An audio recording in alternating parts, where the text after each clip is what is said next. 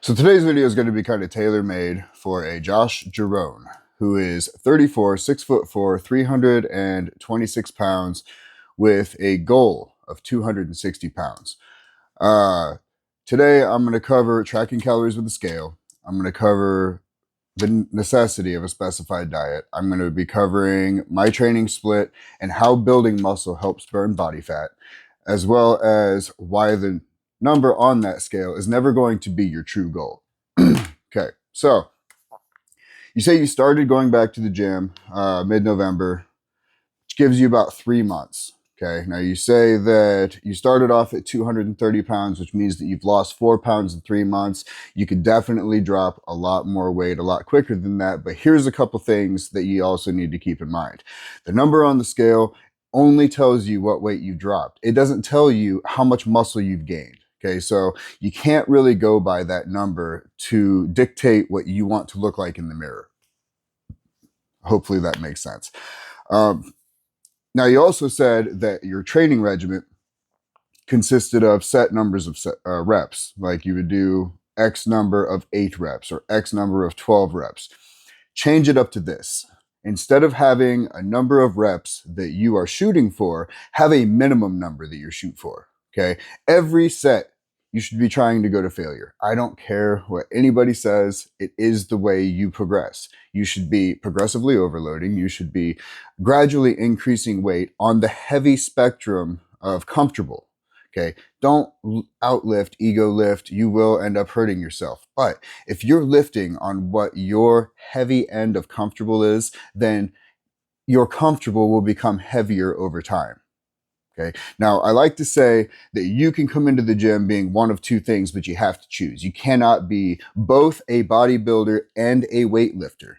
Now, the two have astronomically separate goals, you understand, and both require the lifting of weights, but it changes your strategy immensely. Powerlifters, weightlifters, they are there to pick up more weight. They are there to pick up the most weight, and a lot of them are ridiculously strong for their size, but that's my point is, life has rarely presented me with an opportunity to walk around just proving to the world how much I can lift. So what I would rather have is I would rather have a body walking down the street that has people going like, damn, that dude could lift. You know what I mean? So I choose the bodybuilding aspect. I want to look strong as fuck. I don't really care if I am, to be totally honest. But the fact of the matter is that the bigger I get, the stronger I get. My level of comfortable has gone up on an average of like 60 pounds on every single lift, except for lateral raises. I went from like 15 pounds because 15 pounds was what was comfortable. Now I can butchered that, comfortably do 30s. You know what I mean? And like that's huge for me.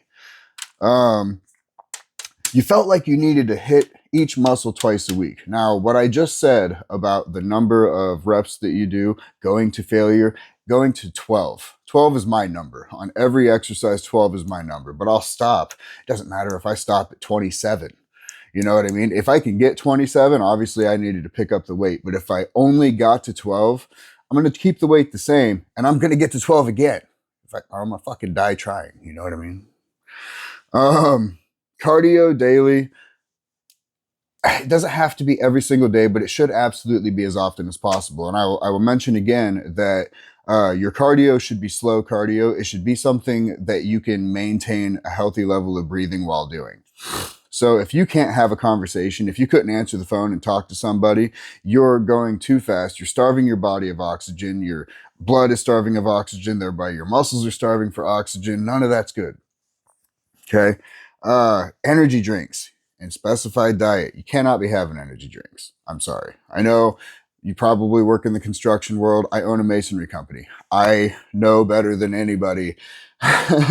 Oh, okay. Let's say I know better than most. I don't like saying things like I know better than anybody because I'm sure someone out there has either experienced or fucking had themselves more energy drinks than I've ever witnessed in my fucking life. So, all that aside, you got to have a specified diet.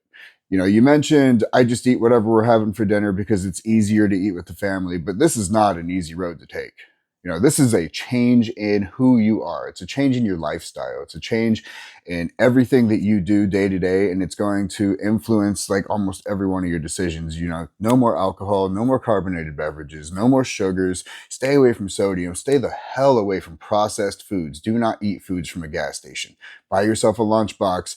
Get your goddamn chicken, rice, and vegetables and take that shit to work for lunch for you. You know, take handfuls of vegetables, take some nuts and berries, whatever the hell you want to take. Just make sure that it's high nutrient and it's non-processed and it's just good for you, right? Uh, and no empty calories. You know, obviously stay away from donuts, stay away from cake and all that good stuff. And again, let me just reiterate the fact that you've only been going back to the gym for 3 months, right? You cannot get down on yourself about the progress that you've made so far because like you've probably seen some sizable muscle growth or at least muscle hardening at the very least. Being at a high body fat percentage, it feels like you're not making any progress, dude. But I promise you, under that blanket of fat, your fucking skeletal muscle structure is taking shape. I promise you. But you do not need to hit every muscle 2, 3, 4, 5 times a week. You know what I mean? Like I hit muscles. Let's see, I got a 5 day split, and I don't take rest days. Okay, so day one, hit front delt because you're coming in for chest. I do chest, and when I start chest, I pre-exhaust the tricep as per advice by Jay Cutler. You can go on YouTube. You can find Jay Cutler talking about pre-exhausting triceps on chest day. The triceps like to pick up the weight when it's supposed to be the chest. So do 3 sets of failure, straight bar push down, and then 3 sets to failure, rope push down. And when you get down to the bottom, make sure you're breaking the bar, right? Point your knuckles towards the floor and hold it for just like half a second. If you can't hold that for just like half a second, then you need to drop the weight a little bit. Day 2, you hit rear delts like a motherfucker. You hit back, and before you start those, you do calves. Calves are a rapid recovering muscle. They will take it and they will be ready for leg day, promise. But if you want to see some growth, some shape out of them calves, hit them on back day. Day 3 is arms. Self-explanatory. Beat the fuck out of forearms, beat the fuck out of triceps, beat the fuck out of biceps, hit your lateral raises, and then beat the fuck out of triceps again. Day 4, legs, with heavy emphasis on quads, right? Your legs and your glutes, they are the largest muscle groups in your body. Every single day, you have to be able to eat to maintain day-to-day movement, and given what you do for a living, that could fluctuate greatly. If you're sitting behind an office, or behind a desk in an office, your caloric maintenance level is going to be significantly lower than that of a stonemason, flat work, you know, things like that, construction workers, roofers, you know, people that are spending all day out in the sun and carrying heavy shit. They're going to need a lot more calories just to exist. And then on top of needing all of those calories just to exist, you are going to the gym and you are picking individual muscle groups. This is why I always tell people, stop doing full body splits in a single fucking day. Stop working your back, your legs, your arms, shoulders, everything in one day, because you're going to shrink. Here's the thing, right? Is you just broke down all these muscles. How many calories does it take to recover your tricep? How many calories does it take to recover your quad? How many calories does it take to recover your bicep, your calves? You know, because when you break that down, your body is going to use calories via the bloodstream to bring nutrient to those muscles to repair. And if you are not eating enough to repair all the muscles that you broke down, you just put yourself into a dire deficit. Your body is now eating more than you are. And so it's going to start eating itself because you're not giving it enough to consume to get through that repair process. And then if, excuse me, if you break your whole body down, how are you ever going to get enough hours of sleep that night to repair your whole body? You know, you wake up dying from just breaking down a single muscle group. So obviously a full night's sleep isn't enough to repair little groups of muscles. So do not break down more than you can repair through your diet and the rest that you're getting, because you do not build muscle in the gym. You don't lose weight in the gym. You break things down. You tear things apart, you tire yourself out, and then you feed yourself a nice clean fuel. And then when you go to sleep is when your body starts repairing and building and doing all the things that it's supposed to do. And so you are basically needing to be in a mindset where I know that this component needs to be perfect. I know this component needs to be perfect. Maybe this one doesn't have to be quite so perfect, but like it has to be within parameters of everything, you know? And you have to find your spot that's going to allow you to progress towards your goals. Which is why I said, be totally honest about what your goals are going to be. If you want to have that Marvel comic hero stature one day, then I mean, fucking own that and say it from day one and make sure that you're working towards it. That's my goal. You know, I don't look like shit 9 times out of 10, but like when I got a good pump, I look a hell of a lot better. Always going to be working on it, hoping to put on some serious size soon. You know what I'm saying? And then day 5 of my split is core exercises like leg raises, Roman chair, cable pull downs, things like that. And then I try to put some emphasis on glute and hamstring because your lower back is part of your core abdomen. And so I go over to the lower back extension and I'll just hit those back extensions, get a nice stretch in the hamstring. Keeping the hamstring loose is good for the lower back. If you keep that hamstring tight, the lower back's going to feel like fucking garbage like 80% of the time. Now, aside from that, the diet. You've got to stay away from all the things that we talked about. Stay away from the sugars, stay away from the carbs. But most importantly, make sure that you're eating enough. I can't remember everything you said that you take to lunch, but you're talking about how you have that monster at lunch and you have like a granola bar or something like that. That's not enough, man. Like you're a big dude. You have got to feed your body something to metabolize. If you're not putting things for your body to metabolize into your body, then what is your metabolism doing? It's going to be running slow. I mean, it's going to barely be functioning. And especially day after day. And then at that point, like your body it's a machine, you know, it's going to remember the fact that like today you only had 1,200 calories. Yesterday you only had 1,700 calories, but your maintenance level is like 3,000. And so like your body's slowing down to try to compensate because it knows that it only has so many nutrients in reserve. And not only that, but if you put yourself into too severe a deficit for too long, your body will start devouring muscle tissue. Muscle tissue is more nutrient rich than fat.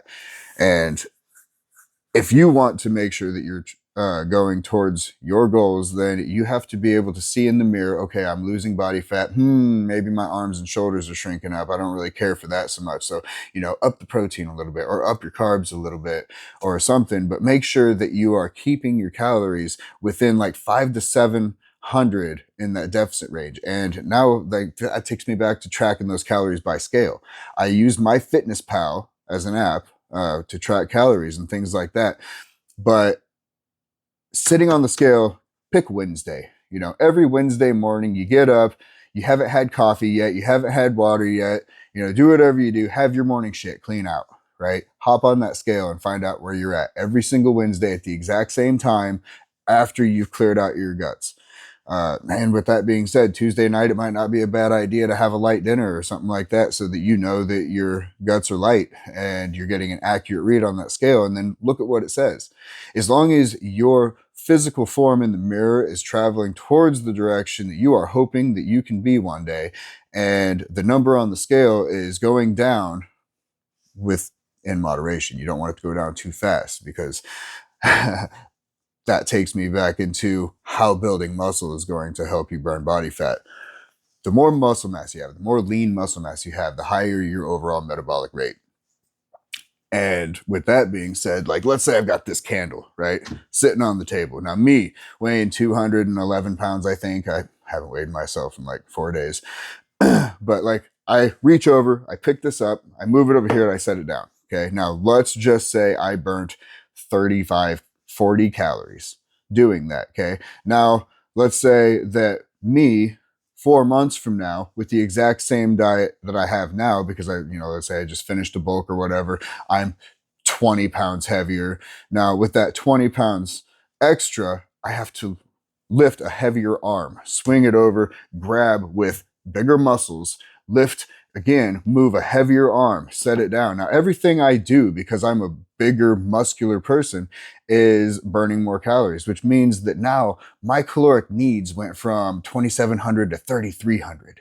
You know what I mean? So like my goal overall is I want to put on so much muscle mass that I could literally sit down and eat like 4,000 calories a day and I wouldn't necessarily have to worry about getting fat. You know, think about that.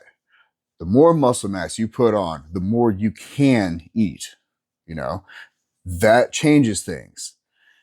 With all of these things kept in mind, I hope that I was able to cover pretty much everything it was that you wanted to know.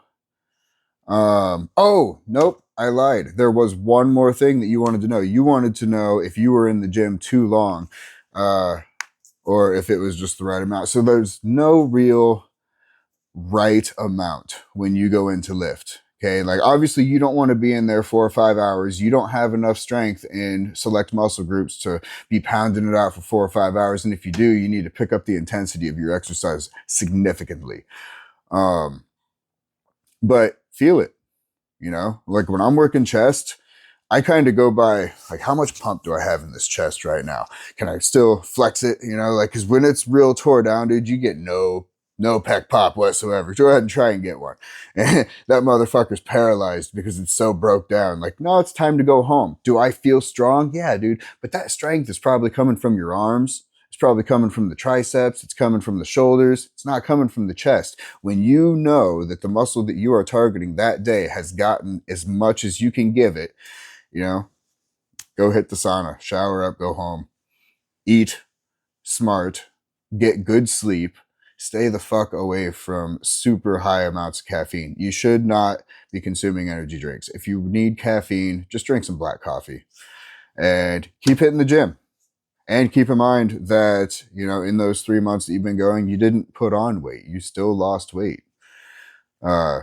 So yeah, keep it up. Next 3 months, you're going to start really seeing the results of what I like to call newbie gains. You just started going to the gym, dude. Your progress is going to be sick the first year. So I'm excited to see where you get. Definitely come back to me. Let me know if you have any more questions. And if there was anything else that I didn't touch base on, we can just message about that privately. Not a big deal. And yeah, hope everyone enjoyed content. If you got this far, like, share, and subscribe. I'd greatly appreciate it. Until next time.